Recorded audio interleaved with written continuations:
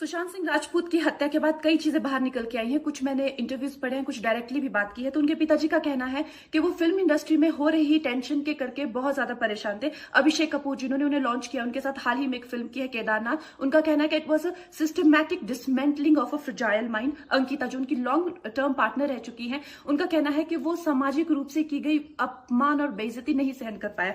तो अब मैं आपको बताऊंगी कि मूवी माफिया ने ना कि सिर्फ उनको बैन किया था, सिस्टमैटिक डिसमेंटलिंग, कैसे कतरा कतरा करके उनका दिमाग तोड़ा गया है, उनको मारा गया है।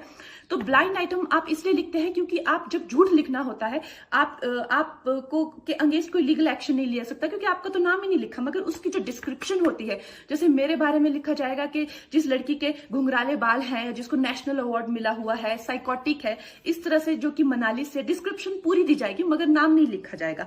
23 अगस्त 2017 को बॉलीवुड लाइफ सुशांत के बारे में लिखता है कि वो जब भी सेक्स करता है तो सिर्फ अपने ही गाने सुनता है, वो सबसे बड़ा नार्सिसिस्ट है।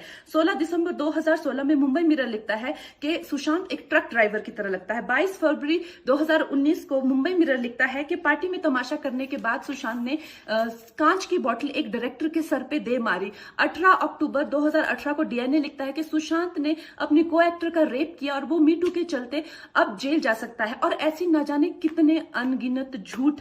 और ये जो बुद्धिजीवी जर्नलिस्ट हैं, ये जो चील कौए गिद्ध हैं जो मूवी माफिया के पाले हुए हैं, ये इसको मेंटल इमोशनल साइकोलॉजिकल लिंचिंग को जर्नलिज्म कहते हैं। मेरे बारे में आज तक जो भी कहा गया मैंने कुछ नहीं कहा, लेकिन जब एक स्वतंत्रता सेनानी के खिलाफ गंदगी लिखी गई, मैंने उस जर्नलिस्ट को कॉन्फ्रंट किया। आपको पता है उसी रात 4 सीनियर जर्नलिस्ट ने मेरे खिलाफ एक गिल्ड बनाई। ऐलान किया गया कि इसकी फिल्म को बैन किया जाए, फ्लॉप किया जाए। आपको पता है 3000 जर्नलिस्ट गैंग अप होते हैं एक अकेली लड़की पर, उसकी इमोशनल लिंचिंग करते हैं सरेआम, और ये समाज कुछ नहीं कहता, कानून कुछ नहीं कहता है। मैंने उन पे केस करने की कोशिश की मगर 1 महीने बाद वो गायब हो गए, मेरी फिल्म रिलीज हुई, गायब हो गए।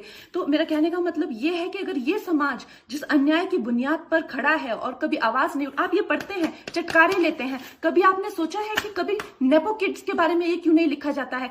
तो ये अन्याय का फंदा किसी दिन आपके बच्चों के गले में लटका मिलेगा, आपके गले में लटका मिलेगा। इसलिए जब तालियां बजेगी और सीटियां बजेगी तब आपको पता चलेगा कि क्या गुजरती होगी।